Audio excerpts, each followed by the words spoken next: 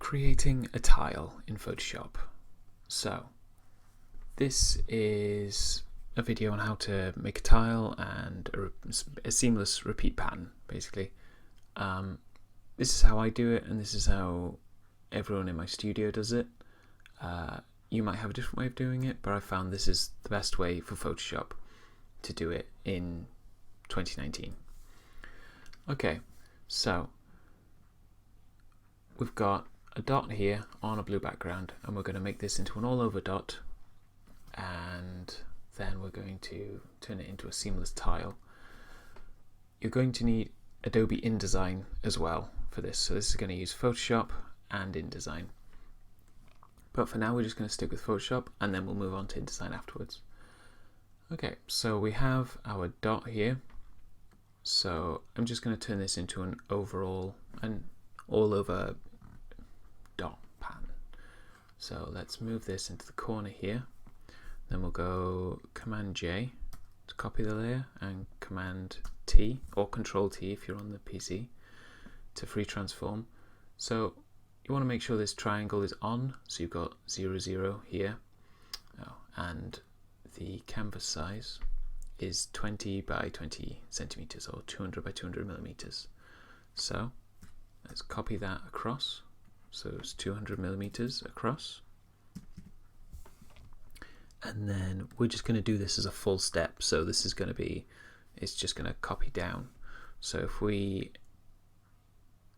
copy those two layers, and then so Command J to copy them, Command T, and then we're on the y-axis we're going to send them down 200 millimeters as well.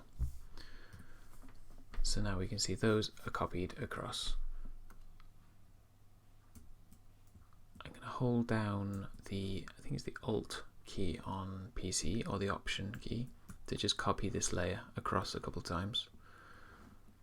So we can see that's filling in there. And then if we move that one there, and then we copy that layer. So if it goes across this line here, if it touches this line in any way, it has to be copied across there. So whatever is on this line here has to copy across there, and whatever touches this line here has to be copied across there. So we've copied the layer. We're going to free transform 200 millimeters across. Oops, I didn't copy the layer after all. So we're going to copy that layer, and we're going to send one back. So minus 200 millimeters. So plus goes that way, minus goes that way.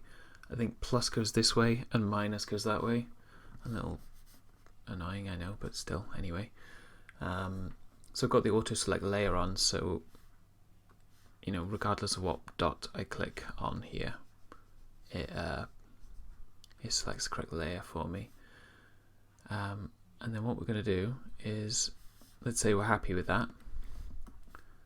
You know, we're just going to keep it really basic. We're not going to worry too much about design and making it look pretty. We're just going to make sure it works as a seamless tile for now, for this video. We are going to save this. So that file is saved. And then we're going to open InDesign. So InDesign, we just click on Create New or File New. And we're going to, let's make it an A3 page, because then it'll be easier to see. We don't need to worry about margins or anything like that. We can just bring those down to 0, because we don't really need to do it, and we don't need any bleeds. So once this page has been opened, what we're going to do is we're going to place our image onto the canvas. So it's either Command or Control D, or you can go File, Place, and then wherever you've saved that, find that image and then open, and you just click on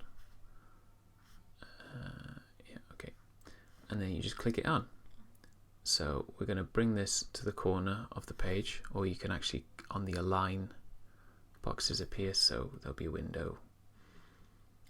So this is the Properties panel. So if you haven't got that up, go Window, Properties, and you can actually snap it to. So you want to make sure Align to Page is on there, and it will actually move it up, so you can actually see it moves. and then you want to go Command Option U or Control Alt U if you're on PC. And then we know this was a 200 by 200. So we're going to send this vertically down 200. So if you click Preview, and bring the count up to 1, there we go. So you can see if we go count 1, 2, like that, and then click OK. And then if we select all 3 of these, and then Control Alt U or Command Option U, and then we go horizontally across 200, and we can continue to count that as many times as we want to fill the page. And then we can see then that this actually works as a seamless tile.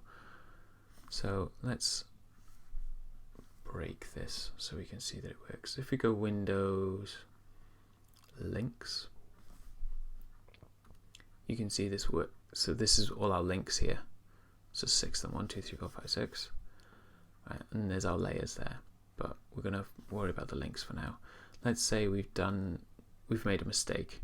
So this one here wasn't copied properly, and we save that. Or we noticed we made a mistake and we've edited it. So we go, done this in Photoshop, so we'll go back into InDesign, and you see these little yellow arrows here, little yellow exclamation marks turn up. That means that the link is broken, so what's in here isn't what's in here now. So we need to update these links. So you just click on the top one, and click on this little Update All Instances. And if you update, so you can see where I moved that, we've actually got a broken tile now, so that shouldn't be there. So you can actually see there's a mistake in your tile. So you need to go back into your file and figure out what that mistake is. So the mistake was I had moved it. So you can just save that and head back in here and update your link.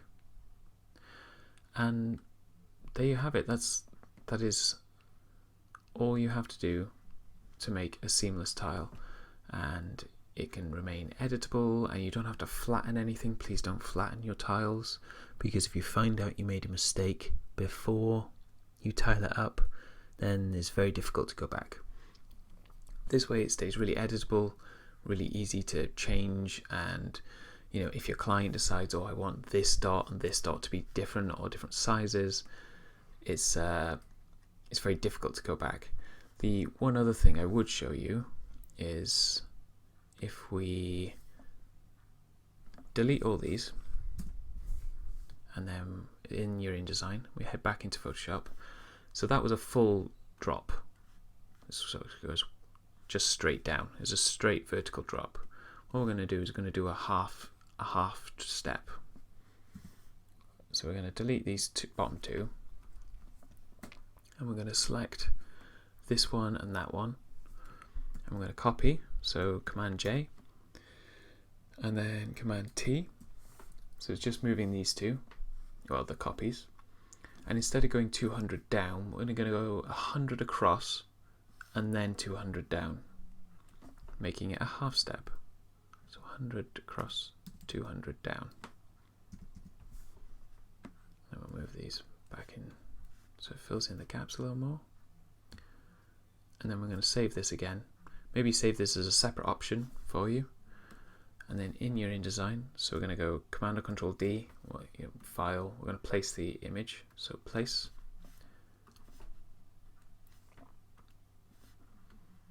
So then we just snap that to the corners.